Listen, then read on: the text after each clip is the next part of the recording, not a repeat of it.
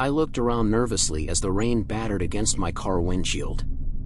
It was getting late, and the storm showed no signs of letting up. With a sigh, I realized I had no choice but to stop and find shelter for the night. The deserted road stretched ahead, illuminated only by the occasional flickering street lamp. I knew hitchhiking wasn't the safest option, but I desperately needed to find refuge from the relentless downpour. My heart raced as I stepped out of the car, slamming the door shut behind me. The rain quickly soaked through my clothes, making me shiver with cold. I extended my thumb into the dark, hoping for a passing car to rescue me from my predicament. Minutes turned into an eternity, but finally, a pair of headlights pierced through the rain, growing closer with each passing second. Relief washed over me as the vehicle screeched to a halt beside me. The driver's window rolled down, revealing an elderly man with graying hair and a wrinkled face. His eyes seemed kind, and his voice held a gentle rasp. "Need a ride, son?" he asked, his voice echoing above the rain. "Thank you so much," I replied gratefully, throwing my backpack onto the back seat and climbing into the car. The interior was musty, filled with the scent of dampness and old upholstery. I ignored the slight discomfort, just grateful to have a roof over my head. The car pulled away from the side of the road, and the man introduced himself as Mr. Jenkins. We exchanged pleasantries, discussing the storm and my journey.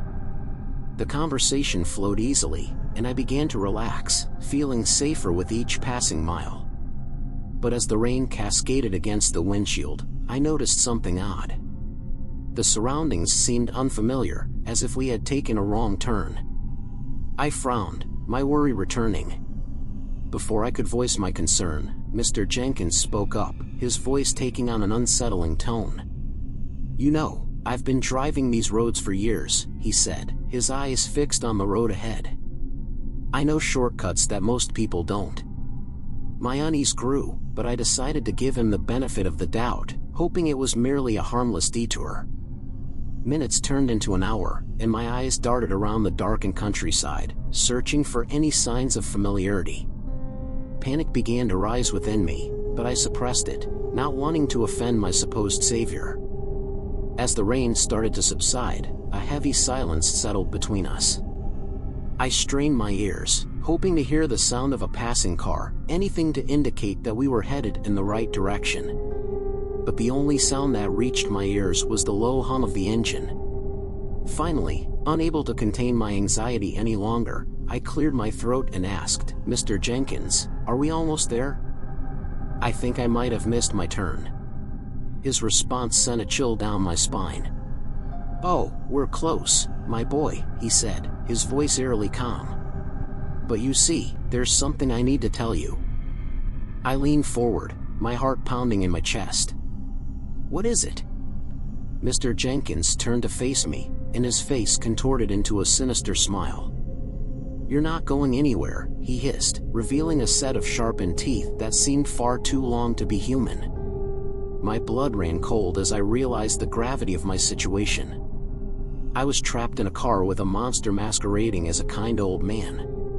Fear gripped me as I frantically searched for an escape, but the doors were locked, and the windows were sealed shut. Desperation consumed me as I fought against my restraints, but it was futile. The car veered off the road, crashing through the underbrush. I screamed, my voice drowned out by the sound of crunching metal and snapping branches. The car came to an abrupt stop, and darkness engulfed me.